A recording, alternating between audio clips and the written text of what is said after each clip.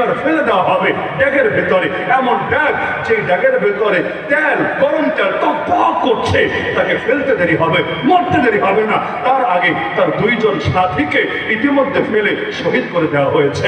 এখন জালেম বাদশাহ জল্লাদ দিয়ে পাঠিয়েছে, তাকে ফেলা হবে গরম তেলের ভেতরে। তেলের সামনে গিয়ে দাঁড়িয়ে এবার কাঁদছে, চোখ থেকে পানি ঝরে পড়ছে। বাদশাহ তো অবাক, এত মারলাম, এত জুলুম করলাম, তবুও তুই খ্রিস্টান হলি না, এত লোভ দেখালাম, তবুও তোকে ধর্ম পাল্টানো গেল না, এবার মৃত্যুর ভয়ে কাঁদছিস, থাক, কান্নাকাটির দরকার নাই, যে অফার দিয়েছিলাম তা বলবৎ আছে।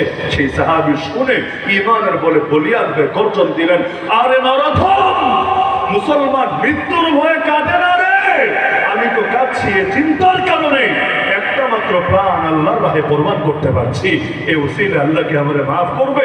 হ্যাঁ, আমার গায়ে যেই পরিমাণ পশম আছে এই পরিমাণ প্রাণ যদি থাকতো আর প্রতিটা প্রাণ আল্লাহর রাহে কোরবান করতে পারতাম, তাহলে না কিয়ামতের দিন একটা পুঁজি নিয়ে দাঁড়াতে পারতাম।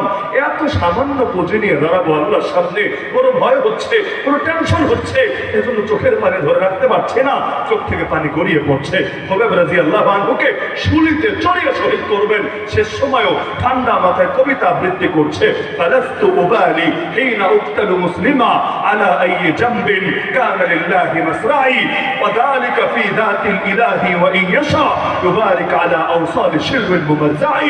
আল্লাহর জন্য যখন আমার জান কুরবান হচ্ছে, আমি মুসলমান হিসেবে যখন মরতে পারছি, শহীদ হতে পারছি, আমার কোনো পরোয়া নাই আমাকে যে মারা হবে, এরপর আমার লাশ কোথায় ফেলে রাখা হবে, কোনো পরোয়া নাই।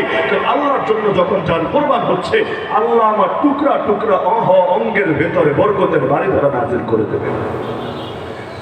খায়বারের যুদ্ধের পর আল্লাহ রাসূল গনিমত ভাগ করছেন, সব যোদ্ধাকেই তো গনিমত দেওয়া হবে। এর মধ্যে এক বেদুইন আছে, বেদুইন মরুভূমিতে থাকে, মরুচারে জীবনযাপন করে, গনিমত ভাগের সময় সে ছিল না, পরে আসলো। নবী বলেন, এই যে এটা তোমার ভাগের সম্পদ, যাও নিয়ে যাও। সবাক ইয়া রাসূলুল্লাহ, কি বলেন এগুলো? আলা হাযা ইত্তাবাতুকা, আমি কি মালের জন্য, মালের উপর আপনার অনুসারী হয়েছেন, এটা দিয়ে আমি কি করবো? আচ্ছা, কি জন্য তুমি এসেছো? বললে, ইয়া রাসূলুল্লাহ, আমি তো এসেছি এজন্য, এই যে আমার গলার মাঝে এই জায়গাটা, এখানে জালেমের একটা তীর এসে বিদ্ধ হবে, আমি ছটফট করতে করতে শহীদ হব। কিয়ামতের দিন যখন রব্বুল আলামিনের সামনে দাঁড়াবো, রব্বুল আলামিন তখন এটা দেখে আমাকে মাফ করে দিবেন, আমাকে জান্নাত দিয়ে দিবেন। এই কথা তিনি বললেন। কিছুক্ষণ পর আবার লড়াই শুরু হলো, লড়াইয়ের ময়দানে নেমে গেলেন।